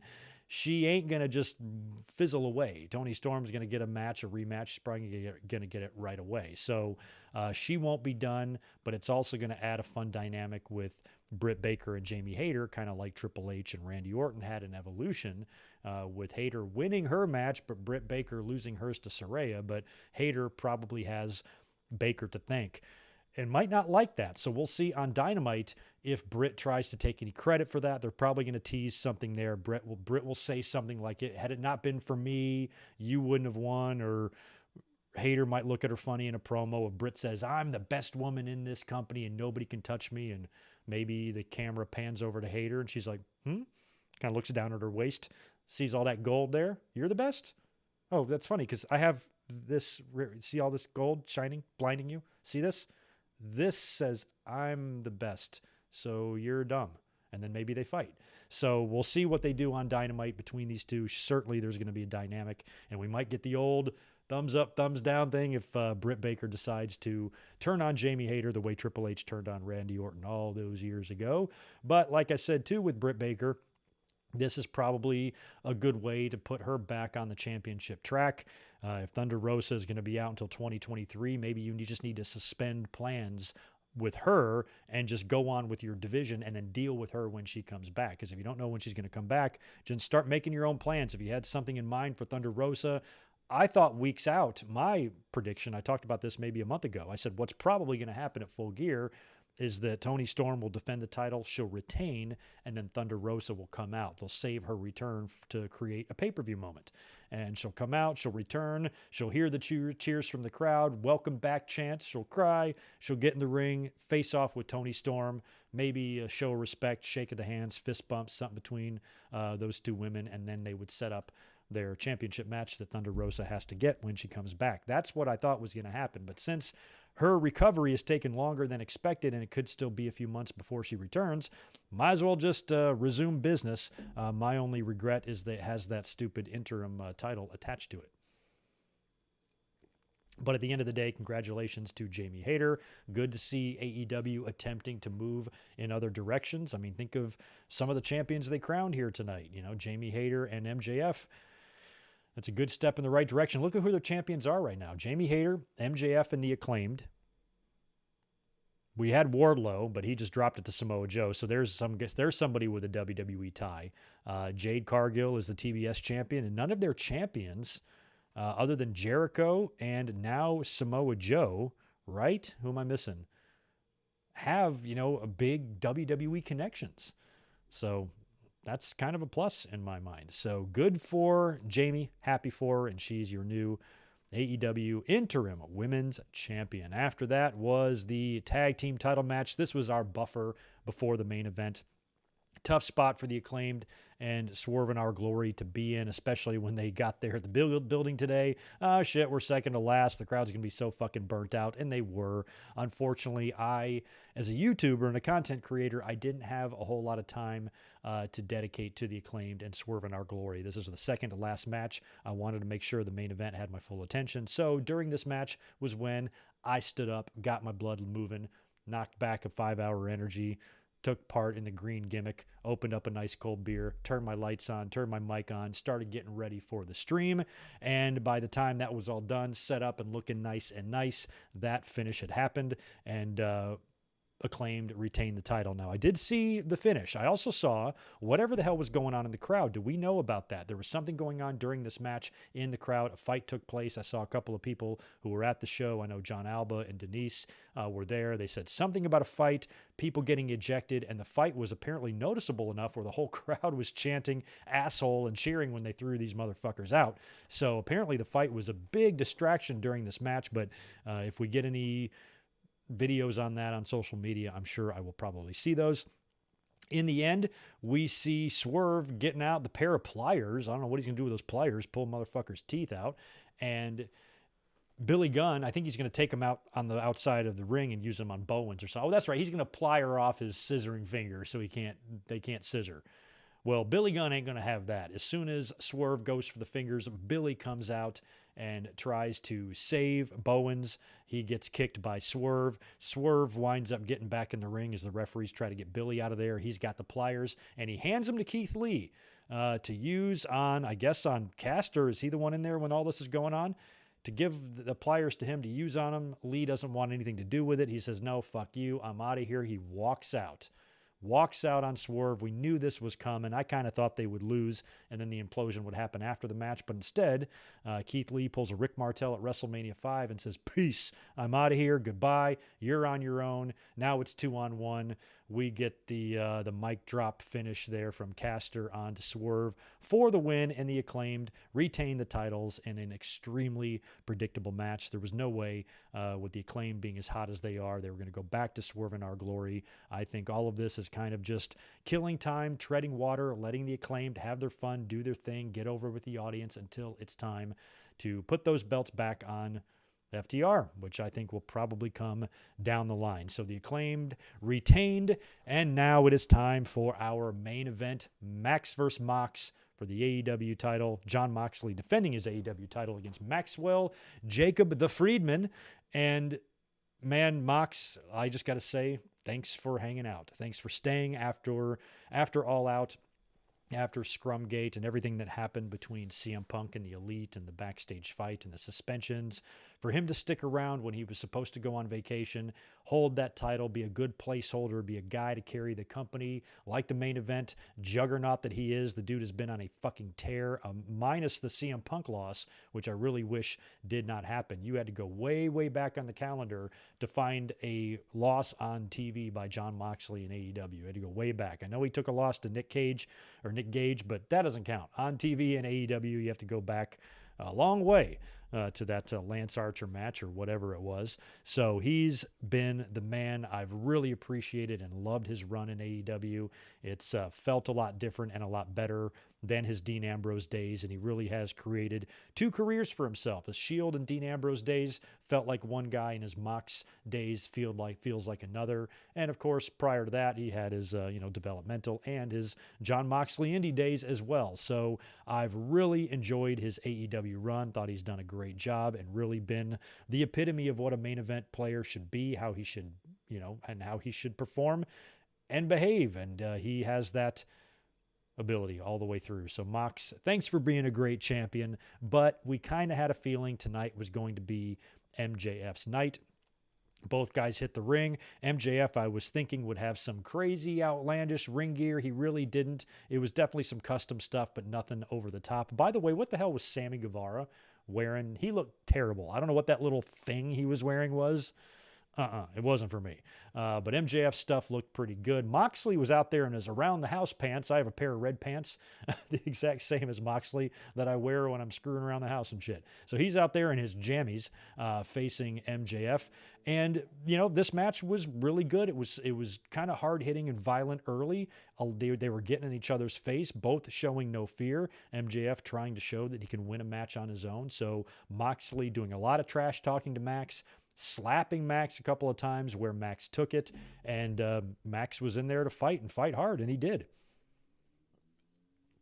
So back and forth, seesaw battle. They're on the outside of the ring for a while. They're on the inside. They're brawling a lot. A couple of really gnarly pile drivers. First one was a tombstone on the apron to Moxley by MJF, and then after Moxley recovers from that, he hits a pile driver of his own, a regular pile driver to MJF through the table from the apron on the outside of the ring. Both of those spots were pretty rough. Like I said, a lot of trash talk in this match too, which I really liked. I've liked Moxley's cockiness. I've liked Moxley insisting that I'm going to show this cocky, arrogant, shit-talking kid that he has met his match in me, and I like that attitude from Moxley, that he's not scared of him, gets in his face. I'll fuck you. I'll out-promo you any day of the week, you little twerp. I like that Moxley has that attitude because he should have that attitude.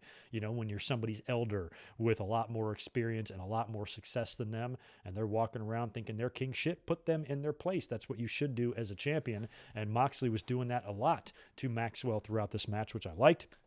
Referee for this match was Bryce Remsburg. He went down, and we had our first ref bump of the night. So when Bryce is down, MJF pulls off the ring. Now, William Regal was not out there with Moxley at ringside. Mox came out by himself. So MJF, and I kind of was looking at this thinking, I'm like, Regal's going to make an appearance. We know that. So MJF ends up with the referee down, taking the diamond ring out of his trunks or wherever it was, and Regal immediately comes down, and you could smell this double swerve thing coming a mile away.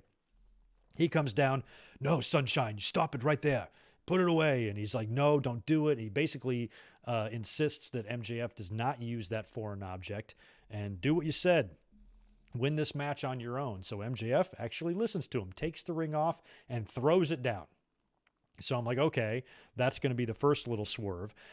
So throws the ring down, and then I guess we get a new ref. I think Paul Turner comes out. So after MJF decides not to use the Dynamite diamond ring, Mox locks him in a choke. MJF does the Brett Piper WrestleMania 8 spot in a pinning combination on Mox for a near fall with a new referee, Paul Turner. But it only takes a couple of seconds before Turner then takes a ref bump. He goes down. Now both referees are down, but Bryce is starting to come to. So Moxley locks, what did he put on MJF? Was it just a choke or an STF or something?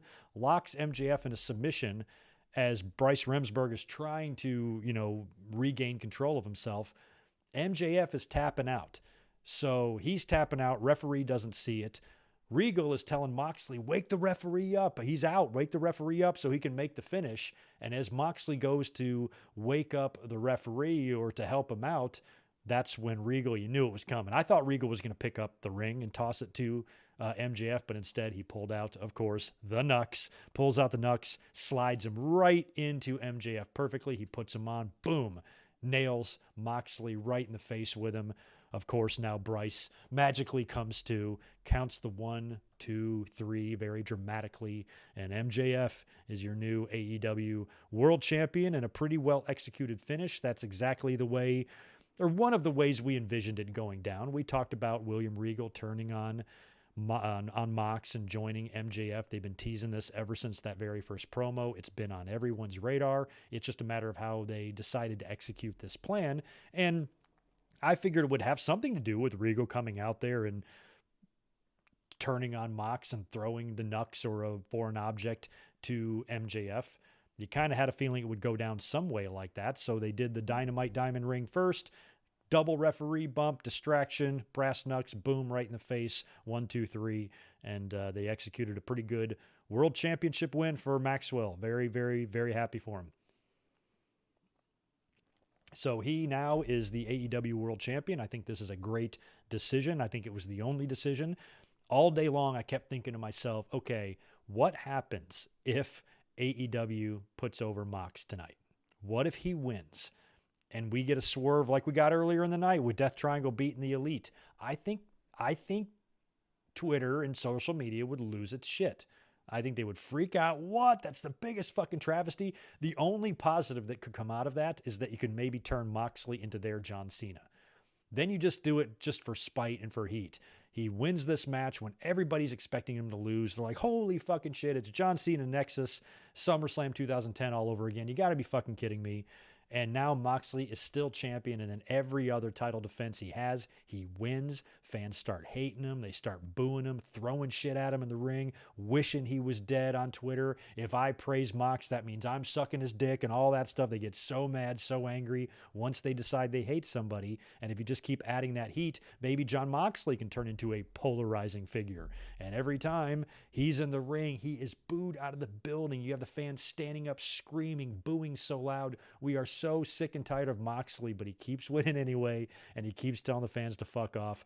But instead of Cena, who's oblivious to this and tries to pretend like he's a babyface, Moxley like owns it. Yeah, fuck off. You're never getting this thing off me. You're never getting this thing off me. I'm dug so deep into this place. I got a 5-year contract. My fucking wife works here. No, I'm going to be champion forever, and you guys are just going to have to live with it. They might be able to do that, but I was trying to think of scenarios where, well, let's see, tonight at Full Gear in the main event, if Moxley wins, what the hell does that mean? Does that mean MJF is gone? He's going to WWE? Does that mean Tony Khan made the biggest booking blunder of his life? What would that mean? So I was trying to think of scenarios, and every time I thought about it, I'm like, no, there's not a universe where Moxley wins tonight. There's just not. So all day long, I was so confident, in fact, that Moxley was going to lose the title that I threw a world championship render of MJF on the overlay here today, because I'm like, he's going to win. I didn't even make a backup one. I'm like, nope. If he somehow loses to Moxley, then I'm just going to postpone the stream 20 minutes, make a new one, but I think he's going to be the guy tonight. So that's how confident I was that he was going to win the title. I think many of you were too, and I thought it was executed well, and I'm really happy to see what MJF as a world champion does and what he says, how he's going to be, and he's going to be the guy now. He's under enormous pressure. He's going to be the guy too that is going to have to carry this ship. He's he'd be under a lot of pressure anyway if he would have defeated CM Punk for this championship like we thought he was going to. But still, this is his chance to be a big star. He has to deliver every time he's been asked to deliver. In his own words, he's hit a fucking home run. So based on his track record and his batting average, he should do just fine as world champion, and he should be a lot of fun as world champion. Of course, all of the comparisons to Roman Reigns are going to start, and oh yeah, he might be champion, but he's not this or that. I'm like, everybody's got to get over at some point, and everybody's got to start somewhere, and MJF has done all of this and got over, with his own words and his own actions and his own ability. So he absolutely deserves this opportunity, and we'll see how must-see TV he will be. We will see what a world champion MJF does to AEW Dynamite's ratings. They had a pretty bad rating on Wednesday. They only did 800-something thousand. I'm used to them being in the 850 to 1 million range. Usually they're in the mid-900,000s, and anytime they're in the 900,000s, I don't really even look twice at the ratings. I'm like, okay, good. Nothing too alarming there. They got a good, steady rating every week of about 1 million people who watch on TV, and then a whole nother slew of people who watch on other ways. And my rating doesn't count. All those views that are counted for AEW, Greg's not in there. Greg streams. So I'm not one of those 818,000. Maybe a lot of you are not either. So that's just one part of it. But their ratings still have been relatively steady in that range. So whenever there is a significant drop like that, especially on a go home before a pay-per-view, that's concerning. So hopefully MJF and AEW, they just come out swinging, and MJF just gives him, just starts one hell of a world title run, makes waves, creates buzz, and is remembered after every show. Hopefully that's what they do. I guess his first order of business, most likely, correct me if I'm wrong, is to probably take on Ricky Starks. That's assuming Ricky Starks wins on Wednesday, which I think he will. He'll probably beat Ethan Page, and he will get that shot against MJF. That might be postponed till winter is coming, but I think Starks will be MJF's first title defense. Might not be his first match, but will definitely be his first title defense as champion, I think. Unless they try to get one in with Mox first. A lot of times you see that too. Back in the days of WrestleManias and stuff, after the main event, sometimes you get a little rematch right after just to finish it off, put one final nail in that coffin. So maybe if Moxley is now going to go on vacation, the Moxley character that we know isn't going to allow his mentor to turn on him and screw him and allow MJF to cheat and beat him and then just go to Disneyland. No, he's probably going to be on Dynamite saying, this fucking horse shit, get your little ass out here and give me a rematch right now. They might book a rematch right away where MJF wins that. And maybe they even do an injury angle. Remember when The Rock lost the title to Austin at WrestleMania 17, right? And Austin turned heel. After that, once they got back on Raw, back to TV, they booked a cage match, right? They booked a cage match for that night on Raw. I can't remember if it was the night after Raw or the night after WrestleMania or if it was the week after WrestleMania, but they booked the Austin Rock cage match, and McMahon made the stip like if Rock loses, he's suspended or whatever because Rock had to go make another movie. So they could do the same thing with Moxley here. He could show up on Dynamite, calling bullshit, demanding a rematch, and MJF's like, fine, I'll give you a rematch, but on one condition. If I win, you're suspended for 30 days or something stupid like that. I don't know, but something to write him off. Or you just do the match and then you do an injury after the match where not only does MJF beat Mox, but he hurts him, injures him, puts him out for a few weeks. Moxley can go on vacation. Maybe he's not going to go now because Renee has a job and she just started. You don't ask for a vacation when you first start. So maybe Moxley isn't even going on vacation. I didn't even think about that. He's not going to go by himself. So, but he might be taking some extended time off from TV to make up for what he was supposed to miss back in September. So they could do that, book a rematch pretty quick, or just book a match or book an angle between the two of them where Moxley gets injured, knocks him off of television for a few weeks, and then he can come back maybe at the beginning of the year. And then MJF can work with Ricky Starks and do whatever he's going to do, and potentially maybe even another showdown with Wardlow down the road. So there's a lot of potential for MJF as champion. I'm excited to see how he does. He's got a lot of pressure on him as well because this is the post-Punk era, the post-Brawl-Out era. AEW is hit its first major speed bumps on its road. This is the first, turmoil it's really suffered. Everything else it's been able to weather up until this point, until the whole CM Punk fiasco happened. So MJF is now the guy after Moxley kind of held things while the ship steadied. Now MJF's got to start steering, and it's got to be pressure. So hopefully he hits home runs like only MJF can do. So I will cruise over here to the chat and see. Well, it doesn't look like there's many comments. Okay. Yeah, all right. I thought I was all behind on that, but I am not. I'm going to go over here and see if we can see that, whatever that is, that video.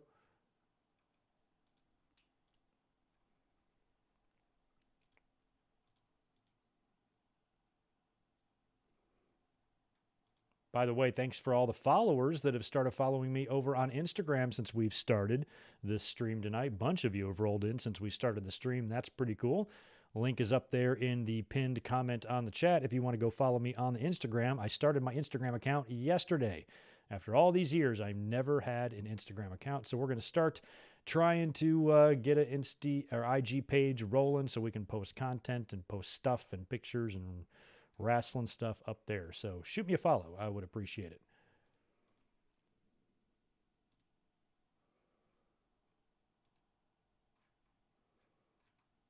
Oh, here we go. Here it is. I was like, I don't see anything. Here comes MJF right now. I'm going to watch this. Let's talk, shall we? AEW is now destination television. Once again, the ship has been steered properly. Once again. I don't know if you guys can hear this. I'm gonna rewind it. We'll start from the beginning. So Tony Khan is at the podium. Sounds like he answered a bunch of questions, and then MJF walks in with the title around his waist and the scarf. He's not sitting down. He's standing in front of the podium, and he's cutting this promo. So hopefully you guys can hear this. Times, they are a-changing. Oh, he's here. He's here. Let's talk, shall we? AEW is now destination television. Once again, the ship has been steered properly.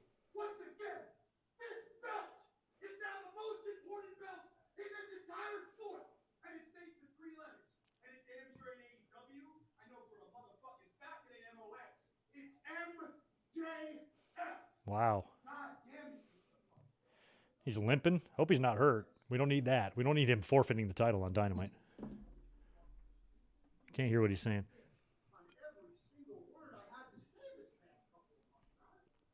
I want to earn it. I want to fuck that. I deserve it because I'm the best wrestler in the fucking world. And He's swearing. everybody know it. On the microphone, in the ring, nobody can touch me. Potty mouth. Nobody is on my level. And then, and you guys still look at me when I put over this motherfucker? That's Wednesday? Grow the fuck up. No offense. He's called Tony Khan a motherfucker. What's going on with you and Lebo? You know, we're all very interested. What's going on? How that link up started? 70,000 fucking hardcore dogs watching their own jerking off in their grandma's basement. Huh? You like velvet voice? You think I give a shit? I don't even have a If you basement. know anything about the most important man in professional wrestling, you gotta tune in to the MJF show. That's every Wednesday on TBS. Every Wednesday on TBS, the MJF show. We should start doing live reactions of the MJF show. All right, so he's just cutting a really awesome promo. It's all in kayfabe. That's great. But he has started out hot, that's for sure. And apparently went off something crazy at that media scrum. That's great. Basically saying, hey, I'm here to stay. I'm here to make some waves and be ready for some must-see TV. So that is awesome. But anyway, I think that is probably going to be a wrap for tonight. I appreciate you guys hanging out this evening. Also want to say hello to Jordan Karg. Going to watch the highlights and your review. Did you see MJF at the Full Gear Scrum? We were just watching that. Max Pokebro, good to see you. Thanks for being here. Car 203. Punk might be coming back. MJF was referencing him too much. I don't know about that. Maybe. You never know. You never know. Never know about Punk, but man, I wouldn't. Appreciate that follow there too, Adam Barkley. So anyway, I'm going to get out of here. If you guys can do me a favor, please smash that thumbs up button on your way out the door. It would be much appreciated. Thanks for hanging out here for this Full Gear review. And don't forget to join us tomorrow night for our Survivor Series 2001 watch along. We'll be live at 8 Eastern, 5 Pacific to watch a show that I attended live. You guys are going to see me on camera virtually throughout the whole thing. It's a lot of fun and looking forward to that. So you guys have a great Saturday night. Thank you for hanging out. Thank you for the super chats. Thank you for the comments. Thank you for the support. Thank you for everything as always.